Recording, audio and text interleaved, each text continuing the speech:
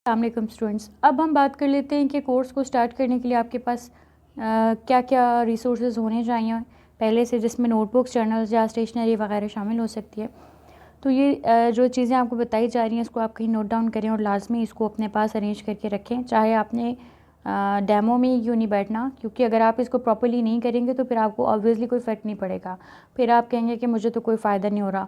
ये basically course design उन लोगों के लिए किया गया है जो बिल्कुल कमिटेड हैं, विलिंग हैं, जो वाकई करना चाहते हैं, जान नहीं छुड़ा रहे और उनको वो आउट ऑफ द वे जाने के लिए तैयार हैं। ज़ाहिर है हर चीज़ की कीमत होती है, तो कुछ पाने के लिए कुछ खोना पड़ता है। तो डिसिप्लिन इज़ अ मस्ट, वरना तो कंटेंट भरा पड़ा यूट्यूब पर हर जगह, तो सीखने वाले सीख सकते हैं।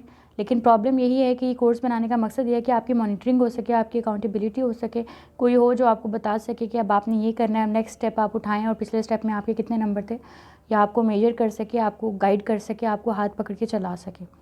तो ज़रूरी है कि इन तमाम स्टेप्स को आपने फॉलो करना है। कैजुअल अगर आपने रहना है तो ये कोड ऑफ कंडक्ट की वजह से आप इस कोर्स से बाहर हो जाएंगे। इसको मैं आपको मज़ीद बता देती हूँ। अच्छा, ज़रूरी नहीं कि आप नहीं अफोर्ड कर सकते तो हम आपको कोई वो नहीं कह रहे कि आपने लाजमी कोई बहुत महंगे वाले जर्नल ख़रीदने हैं।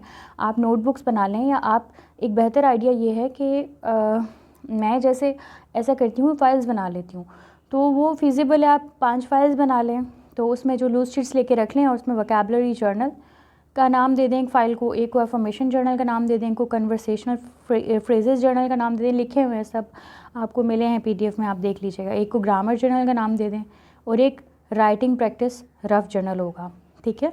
तो वोकैबुलरी जर्नल भी ज़रूरी है। इसमें जितने भी आप नए वर्ड सीखेंगे वो लिखेंगे। अब जैसे मेरी अपनी ज़ाती 10,000 वर्ड की वोकैबुलरी जर्नल है, जिसको मैंने अपने हाथों से लिखा हुआ है। उसमें इंग्लिश में मैंने लिखा हुआ है कि इंग्लिश में क्या कहते हैं, फिर उसको उर्दू में क्या कहते हैं, फिर उससे रिलेटेड सेंटेंस मैंने खुद बनाया है। तो उससे ये होता है कि मैं जब भी रिवाइज़ करती हूँ एक कनेक्शन फ़ील होता है, क्योंकि मैंने अपनी राइटिंग में लिखा था आज से 10 साल पहले। तो ये बहुत इंपॉर्टेंट एसेट होने वाला है। आप कहेंगे कि हम इसको सॉफ्ट फॉर्म में बना सकते हैं, लेकिन ये ज़्यादा इंपॉर्टेंट है। ये सब कुछ हम आपको फॉलो इसीलिए करवा रहे हैं ताकि आपकी लाइफ में एक चेंज आए जो आप चाह रहे हैं लैंग्वेज के हवाले से। तो जो पहले नंबर वाला वोकैबुलरी जर्नल होगा, इसको प्रॉपरली इसका टाइटल प्लीज़ पेस्ट कीजिएगा। टेक टाइम, बट हमेशा रिसोर्सफुल होकर फिर ही कोर्स स्टार्ट करें ताकि आपको इसका एक इम्पैक्ट नज़र आए। तो जो वोकैबुलरी जर्नल है उसमें बेसिकली जितने भी नए वर्ड्स आप सीखेंगे वो आप लिखेंगे। रोज़ाना वर्ड ऑफ द डे आपसे शेयर होगा, वो लिखेंगे। एफर्मेशन जर्नल होगा। एफर्मेशन जर्नल जो होगा उसमें आप, एफर्मेशन क्या होती है बेसिकली, ये एक वैसे इससे रिलेटेड आपको ऑब्वियसली गाइडलाइन मिल जाएगी, लेकिन बहुत ज़रूरी है। लेट से आप अपनी कम्युनिकेशन को इम्प्रूव करना चाह रहे हैं, तो आपने सबसे पहली चीज़ जो इम्प्रूव करनी है वो आपकी अपने मुताबिक, आपकी अपने नज़र में जो आपकी इस्टीम है, सेल्फ़ इस्टीम जिसको कहते हैं, उसको इम्प्रूव करना है। तो वो जो आपकी आय वाली स्टेटमेंट है उसको हम चेंज करेंगे। तो वो क्योंकि थोड़ा साइकोलॉजिकली चलता है।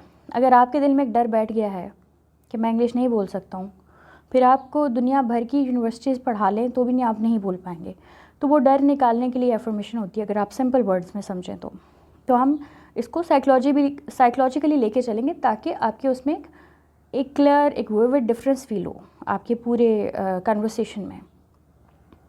उसके बाद थर्ड नंबर पर है कन्वर्सेशनल या फिर फ्रेजेस जर्नल। इसमें जो होता है, जो आप छोटे छोटे सेंटेंसेस सीखेंगे, ठीक है, तो आप उनको लिखेंगे 2-2 वर्ड के, 3-3 वर्ड के या 4-4 वर्ड के छोटे छोटे फ्रेजेस जो हम डेली उसमें इस्तेमाल में हमारे आते हैं, जो आपको पहले नहीं पता होंगे ऑब्वियसली, जो आपको बहुत सारे नए सेंटेंसेस पता चलेंगे जिससे आपकी कम्युनिकेशन स्किल्स अपलिफ्ट होते हैं, तो आप उनको नोट डाउन करेंगे।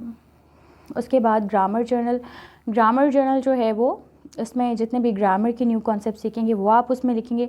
इनको अलग अलग करवाने का मकसद ये कि ताकि आप ऑर्गेनाइज्ड वे में लर्न कर सकें, प्रॉपर्ली जैसे स्कूल में लर्न करते हैं। और स्कूल्स में सॉरी के साथ जो है वो ग्रामर से शुरू करते हैं पढ़ाना इंग्लिश, जो कि गलत तरीका है। इसको प्रॉपर्ली जो है नहीं पढ़ाया जाता लैंग्वेज को जैसे पढ़ाया जाना चाहिए। और उसके बाद बहुत इंपॉर्टेंट चीज़ है आपका प्रैक्टिस जर्नल। सॉरी, यहाँ पे 5th नंबर आना था, यहाँ पे गलती से 1 लिखा हुआ आ रहा है। तो प्रैक्टिस जर्नल जो आपका, जिसमें आपने राइटिंग वगैरह अपनी इम्प्रूव करनी है, आपसे राइटअप्स लिखवाए जाएंगे, फिर उनको जज करवाया जाएगा कि आपके क्या हैं, मतलब क्या स्कोरिंग वगैरह है आपकी। वैसे तो हम राइटअप्स जो हैं ऑनलाइन लिखवाएंगे, लेकिन आप ऑब्वियसली पहले कोई आउटलाइन वगैरह बनाएंगे तो उसके लिए आपको रफ रजिस्टर की ज़रूरत पड़ेगी। उसके बाद आप एक रिकमेंडेड है 6 नंबर की नोटबुक है ये, या 6 नंबर का जर्नल है, मॉनिटरिंग जर्नल। इसमें ये कि आपके वैसे तो हम लोग हर वीक की रिपोर्ट आपको भेजेंगे कि लाइक इस वीक में आपके आपके 1000 में से कितने मार्क्स हैं। वैसे 1250 मार्क्स हैं वीक के, वो मैं आपको आगे बताती हूँ। लेकिन आपने क्या करना है, अपने खुद भी लिखना। लाइक एक वीक में लेट्स से कि अगर 26 असाइनमेंट्स होती हैं, 26 असाइनमेंट्स होती हैं एक वीक की, तो आपने 26 की या नहीं की, और अगर जितनी की उनमें कितने मार्क्स आपके आए। तो एक खुद को सेंस ऑफ अचीवमेंट होता है। अगर आप अच्छा कर रहे हैं तो आपको खुद को सेंस ऑफ अचीवमेंट होगा कि आपने अपनी जर्नी में इतना ज़्यादा जो है आपने कवर कर लिया है। Now you are on the right path. तो ये आपकी अपनी नज़र में जो एक वैलिडिटी है उसको बढ़ाने के लिए और ज़रूरी है। That's very important. उसके बाद आ जाते हैं स्टेशनरी आइटम्स की तरफ। तो आपको डिफरेंट कलर्स के कंप्यूटर पेपर्स रखने हैं अपने पास लेकर, स्कॉच टेप, गम स्टिक, पॉइंटर्स वगैरह, डिफरेंट कलर्स के पॉइंटर्स। इसलिए डिफरेंट कलर कह रही हूँ, इसलिए नहीं कि फ़ंकी से उसमें मुझे कोई इंटरेस्ट है, कोई बहुत वो। इसका मकसद ये होता है साइकोलॉजिकली, जब आप नोट्स देखते हो कलरफुल होते हैं, उसमें डिफ्रेंशिएट किया गया होता है टॉपिक कहाँ है और व्हाटएवर, तो वो आपके लिए काफ़ी ज़्यादा रिटेंशन में, उसको यानी कि याद रखने में काफ़ी ज़्यादा हेल्पफुल होते हैं। तो इसको आपने बिल्कुल भी इग्नोर नहीं करना है।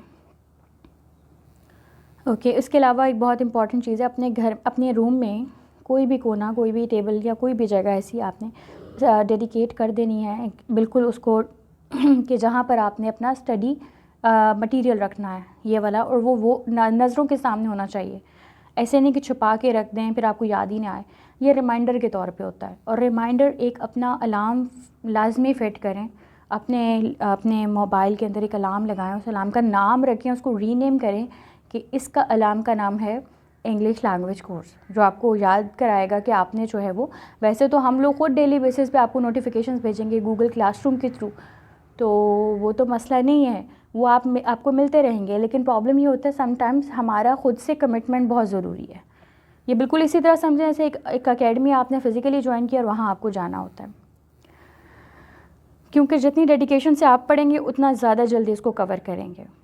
FA इंग्लिश लैंग्वेज की जो कोर्स की आउटलाइन है, ये बहुत से लोग जानना चाहते हैं तो वो मैं आपसे शेयर कर लेती हूँ। इसमें जो है हमारे पास